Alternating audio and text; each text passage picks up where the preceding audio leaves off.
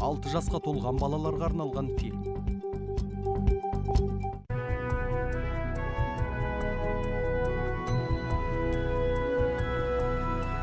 Көңілдерге жүретін жарқын ойнап күлетін Хайди.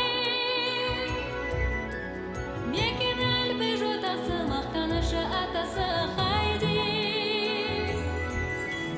Хайди, айналайын еркем Хайди. Ерке тотай көркем тәтті қыз кім Хайди. Жақсы қыз кім Хайди. Жақсы қыз кім Хайди. Хайди Петердің әкесіне хат жазып, баласының алғашқы бал жинауына шақырды. Алайда омарталар найзағайдан өртеніп, бал зая кетті. Рас айтам, сізге ақысын төлеймін. Ақшамды қайтара алмасаң, онда ешкілеріңді бересің. Қамығып қалған Питер бағалы кварцтасын табам деген оймен ақшынға шықты. Алайда қиын жағдайға тап болды. Жоқ! Абырой болғанда Хайди мен Антон оны құтқарып қалды. Шынымен кетесіз бе? Еңсеңді түсірме. Сау бол, әке! Сау бол! Қиын таңдау.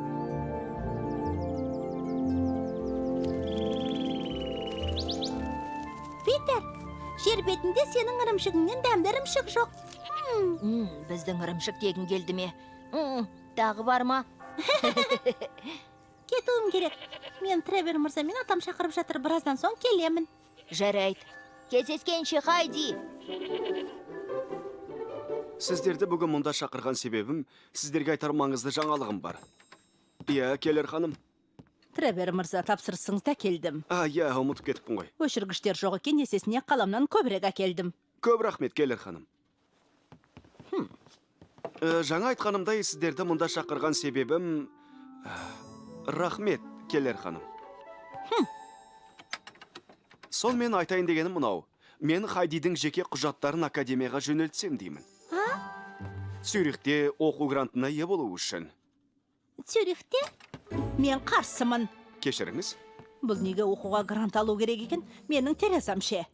Терезаның жақсы оқушы екені рас, әйтсе де мен Хайдиді таңдадым. Себебі оқуды жалғастырғысы келетін маған өзі айтты бет. Сол аяқ болсын, бірақ менің қызым неге ойламайсыз? Өкінішке қарай бір ауданға бір грант бөлінеді. Бұл бар ғой бұл барып тұрған әділетсіздік. Мен арыз жасам. Естіп тұрсыз ба? Арызданамын. Кімге? Аудандағы білім басқармасының басшысына барам. Ол мен ғой. Онда сізге арызданам. Жарайды, тыңдаңызшы. Былай болсын, онда бір-екі күннен кейін Хайди мен Тереза кішігірім ауызша емтихан тапсырсын. Сонда белгілі болады. Ауызша емтихан қалай өтеді? Енді емтиханда оқу жылында өткен тақырыптар бойынша сұрақтар қойылады, және баланың оқуға деген көзқарасы да ескеріледі. Мен сол грант ұтып алсам керемет болар еді. Цюрихқа барып оқығаныма қарсы емессіз бе, ата? Мұндай мүмкіндікті жібермегенің дұрыс. Оқимын десең қалауың болсын, Хайди. Жарайсың. Рахмет, ата. Мен барып Питер мен Рикоға айтайын.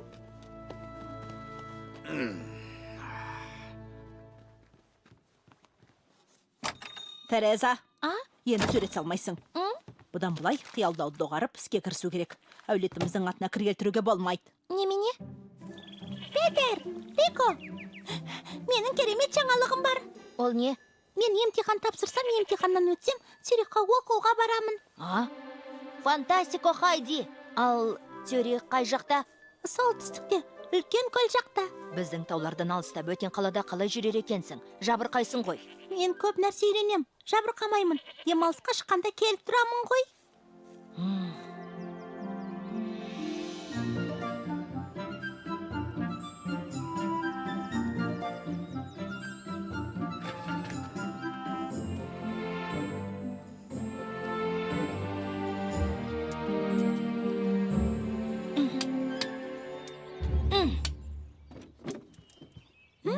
Питер, ертемен қайда бара жатырсың? Сәлем, Хайди. Мен суырларды көруге барам. Жүр, барасың ба? Иә, қазір шығам. Риконды ертіп алайық.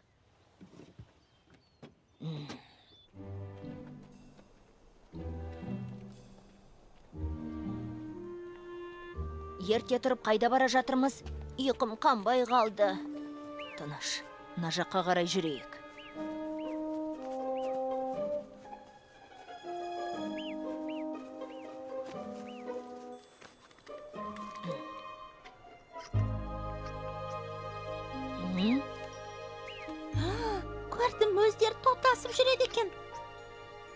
қарашы,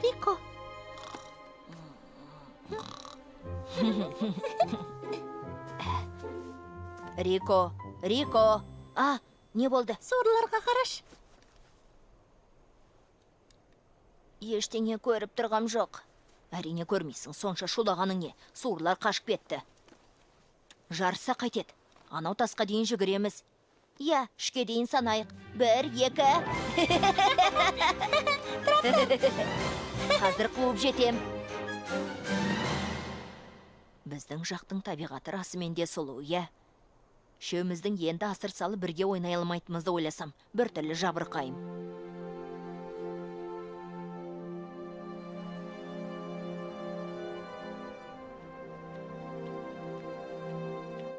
Бүгін күшті ойнадық, я, Хайди? Сәлеметсіңдер ме, балалар? Сәлеметсіз бе, Тревор мырза? Сен бара бер, Рико. Хайди! Тревор мырза, Я, Хайди? сізбен сөйлесейін деп едім, қарсы емессіз бе? Жоқ, айта ғой. Қане? Шынымды айтсам, мен циркқа оқуға барғым келе ме, жоқ па, білмеймін. Солай ма? Неге? Бұл жақты қимайтын сияқтымын. Ауылымды, тауларды, бәрінен бұрын достарымды қимаймын. Мен сені жақсы түсінем, әйтсе де бұл жақта терең білім ала алмайсың. Оқитын ойың болса, қалаға кетуің керек. Оның үстіне демалысқа шыққанда Дёрфлиге келіп тұрасың ғой.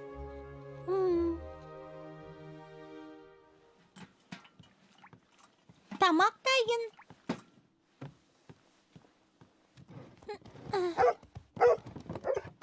Қалыңыз қалай, ата? Күніңіз жақсы өтті ме? Я, көп ұзамай үйді салып бітіреміз. Неге ақсап жүрсіз? Ештең етпейді. Бағана аяғымды тасқа соғып кішкене ауыртып алғам. Содан ғой, ертең жазылып кетеді. Мен сізге не керегін білем. Рахмет, Хайди, бірақ маған ешқандай ем-дом жасамай-ақ қойшы. Әже айтып еді, батпақты қыздырып жақса түрлі ауруларды емдеп жазуға болады екен. Ауырында жеңілінде жазады дейді. Мінекей.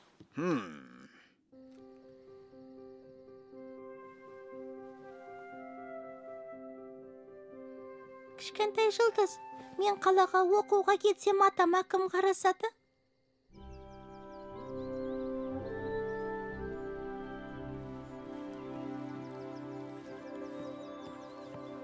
Иә, қоймамызда түрлі түсті борлар ғана бар. Осы жетіп қалатын шығар. Иә, маған керек де осы еткелер, ханым. Бағасы 55 цент. Айтыңызшы, Тревор мырза, шаруаңызға араласайын деген ойым жоқ, алайда борлардың Терезамның тапсыратын емтиханына бір қатысы бар ма? Иә, бар. Шет жағасын айтып берсеңіз, сізден бір қорап бордың ақысын алмай-ақ қояр едім.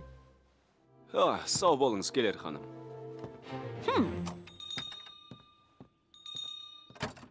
Не керек? Мен ірімшік әкелдім. Жарайды, қарап тұрмай себетті бер ғане, ақысын ертең аласың. Жарайды.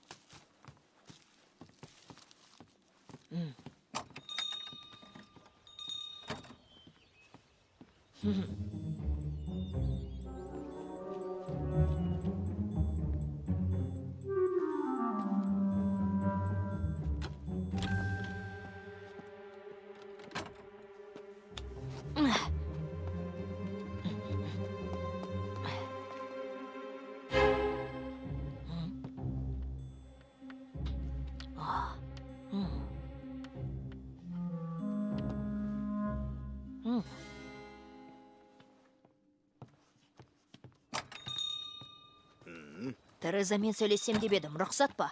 Жоқ, болмайды. Тереза емтиханға дайындалып жатыр. Түсінікті. Оған не айтайын деп едің? Айтайын дегенім, мен емтиханның тақырыбын білетін сияқтымын. Оны ертерек неге айтпадың, тентек неме кір. Қане? Бұларың әділдікке жата ма, тіпті білмеймін. Қоя тұршы, Йохан. Ал айт.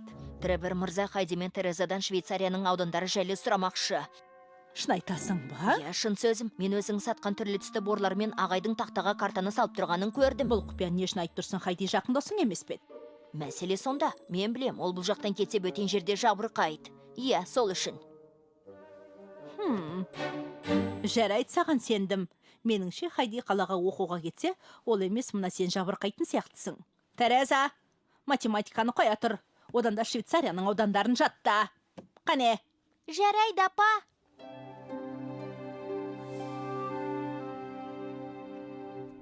Кешке көріскенше Хайди. Мен таудағы үйге барам. Аяғыңыз жазылды ма, ата? Я, рахмет. Қараш аяғым сап-сау. Маған алаң болма, айтпақшы емтиханыңды жақсы тапсар. Жарай ма? Рахмет, ата, кешке көріскенше. Иә, мынау қай аудан? Во ауданы ма? Қайтағы ақмақ неме? Бұл Вали ауданы. Мұқият болсаңшы. Жарайды, Вали ауданы. Сонымен оқуға деген көзқарасыңды білдіретін сұраққа келейік. Тереза, сен не үшін Цюрихта оқығың келеді? Өйткені маған сіз айттыңыз. Әй, не деп кеттің? Кішкене ойлансаң шақмақ. Мына жауабың жарамайды, білдің бе? Бірақ мен рас айттым ғой. Шыншылын қарай көр. Жақсы білім алуды ойласаңшы. Сонда әкең екеум сені мақтан тұтамыз ғой, қызым. Жақсы білім. Білім алсаң, мұғалім, дәрігер немесе заңгер боласың, қызым. Иә. Қане, айтқанымды қайтала. Тревер мырза, шынымды айтсам, менің кішкентай кезімнен бір арманым бар. Мен алып шаһарда оқып, білімді болғым келеді. Адамдарға пайдасы тиетін қызметті атқарғым келеді.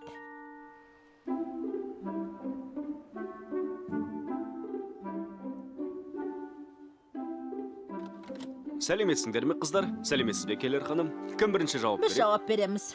Тереза дегім келген.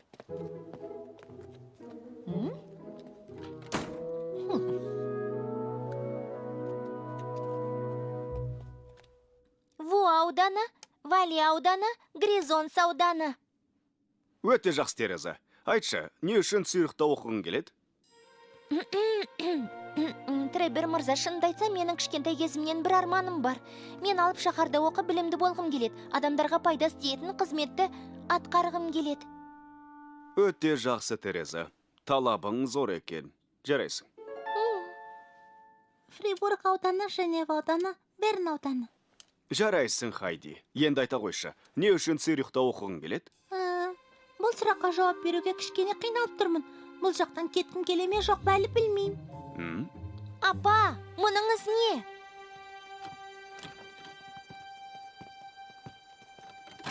Иә, Хайди жақсы жауап берді, алайда Терезаның ол жақта оқуға деген ынтасы зор екен. Олай болса, оқу гранты Терезаға бұйырады. Керемет, біз жеңдік. Тереза, біз жеңдік.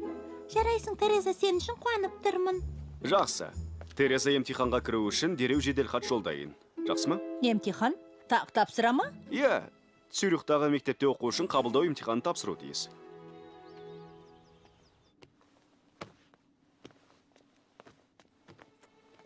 Сонымен, Тревер мырза қалада оқуға Терезаны таңдады.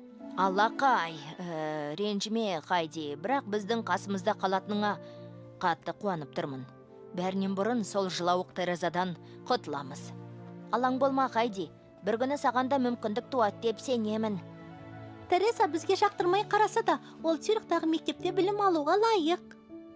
Атаңа жаңалығында айтқаның дұрыс. Қалатыныңа ол да қуанады. Саған қалай түсіндірсем екен, Тереза, ойыңды жинақтасаңшы. Көзіңе шел біткен бақмақ. Гранит. Еске сақтап алу қиын емес қой. Гранит. Кешіріңіз. Иә, не керек? Мен Терезаға көмектесейін деп едім. Өзі менің көмектескенімді қалас әрине.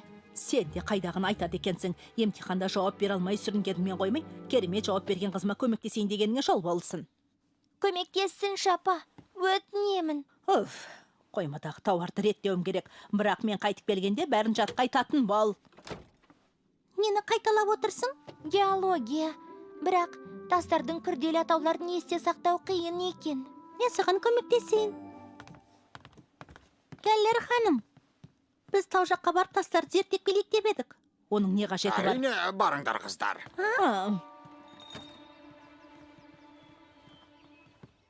Рахмет, Хайди, маған көп көмегің тиді.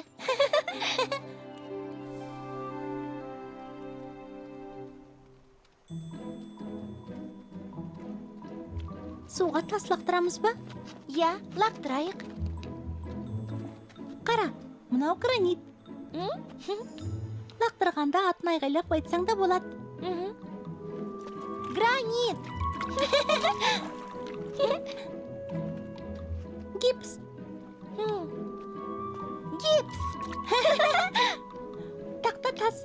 Тақта тас.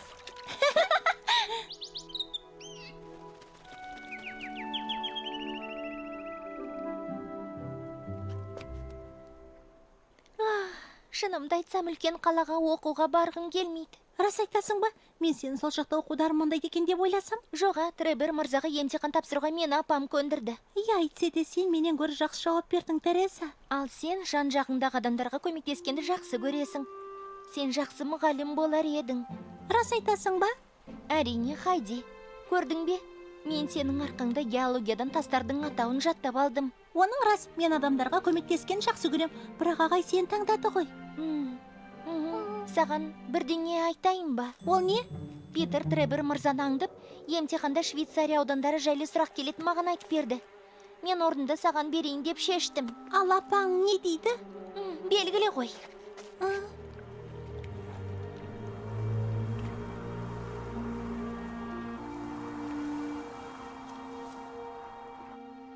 Жаңа әдіс бойынша әзірлеген ірімшігіміз бұрынғыдан да дәмді болады.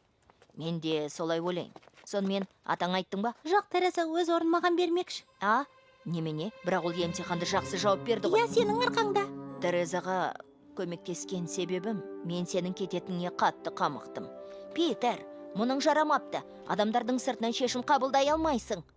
Білем, маған ренжіп қалдың ба? Ештеңе етпейді, Питер. Сені әлде оқуға қабылдайды деп ойлайсың ба? Байқап көрем. Онда тездетейік. Ақыл есінен алжасқанбысың, Тереза.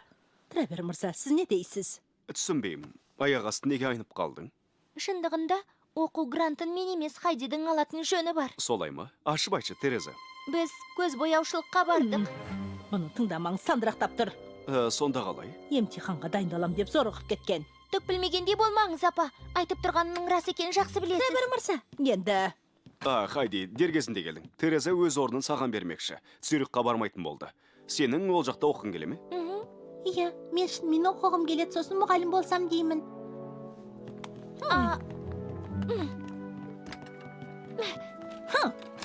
Олай болса, Терезаның орнына сенің оқитыныңды хабарлап, жедел хат жолдайын. Тез етпесем болмас, оқуға қабылдау бүгін сағат 5-те басталады. Демек 2 сағаттан аз уақыт қалды, уақыт тұруға болмайды.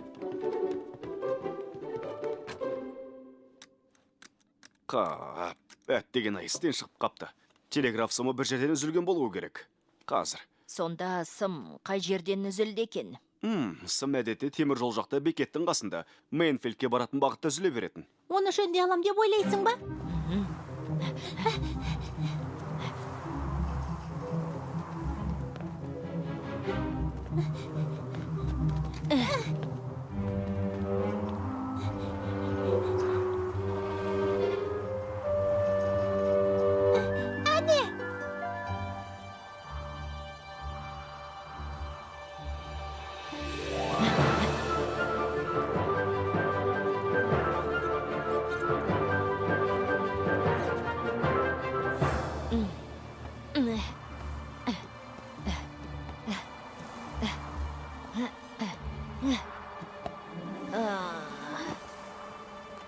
Қажет құрал сайман болмаса жөндей алмаймыз. Келе жатқан пойыз тоқтату керек. Я! Эй, тоқта! Тоқта! Олар бізді көріп тұрған жоқ. Хайди! Тоқтаңдар! Тұра тұр қауіпті ғой. Тоқтаңдар! Болды, кері қайт. Хайди! Жүр тез! Тоқта! Тоқта! Тоқтаңдар!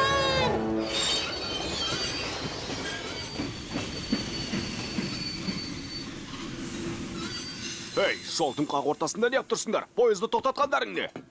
Кешіріңіз, шұғыл шаруа бар еді. Сымды жөндеуіміз керек. Требер мырза қалаға өте маңызды жедел хат жолдамақшы. Өтінем. Солай ма? Сонша маңызды хабар ма? Мен ол кісінің арқасында Цюрихқа оқуға баруым мүмкін, мырза. Мен мұғалім болғым келеді, мырза. Солай де. Бірақ пойызды неге тоқтаттыңдар? Түсінбедім. Себебі Питер пойыздың төбесіне шықса... Сымды қайта жалғар едім. Түсінікті. Мына балаға қолғабыңды берші. Тоқ соғып кетіп жүрмесін.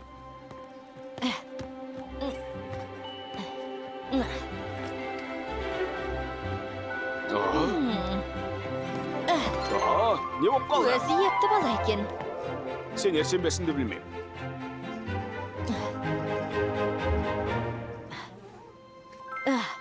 Питер, жарайсың. Жарайды балалар, пойызға мініңдер. Сендерді Дёрфлиге деген жеткізіп салайын. Бірақ осы жолы ғана біліп қойыңдар. Рахмет, ағай. Бәрекелді, жарайсың жігітім. Жарайсың. Жарайсың балақай.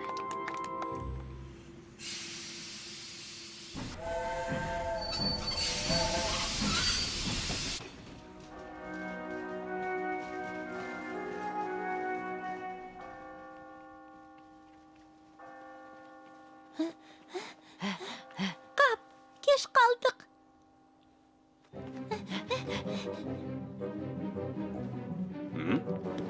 Жарайсыңдар балалар. Сағат 5-тен кетіп біз кешігіп қалдық. Мен академияға жеделхатты уақытында жолдап үлгердім. Сымның жалғанғанын қалай білдіңіз? Себебі жеделхат келді, әжіңнен келіпті. Міне. Анна жем 2 күннен кейін келеді екен. Тамаша, сені үміткерлер тізіміне қосыпты. Ертең Цюрихте қабылдау емтиханын тапсыруыңа болады. Ертең бе? Алаң болма, мен сенімен бірге барам. Пойызда емтиханға дайындалуға көмектесем.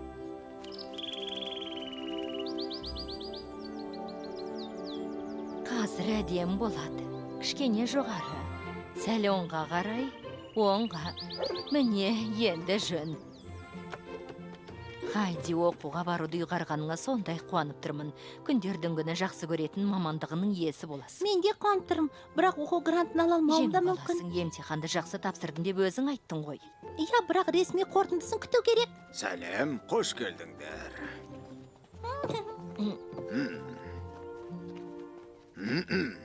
Мінекей таудағы үйіміздің құрылысы аяқталды. Қуанышымызға ортақтаса келгендеріңізге рахмет. Бәрекелді. Жарайсың. болсын. Құтты болсын. Құтты Үйді болсын. салуға көмектескен үшін Франческаға көптен көп рахмет айтам. Браво, Франческо! Жарайсың жігітім. Керемет ағай. Ал енді қарсы болмасаңыздар, бәріміз суретке түсейік. Қазір түсірем. Хайди! Емтиханның қорытындысы шықты. Сен... Не болды? Аделаида Майер. Академияға оқуға қабылданды. Нүкте. Құттықтаймыз. Алақай! Келді Жарайсың. Хайди. Талабыңа нұр жаусын. Рахмет, Анна ше. Рахмет. Жарайсың, Хайди, сен үшін қуанып тұрмын. Рахмет, ата. Атаң алаң болма. Мен қайтып келдім ғой. Қасында енді өзім болам. Рахмет. Жарайды, қане енді бәріміз суретке түсейік. Ал бері қараңыздар. Түсірем.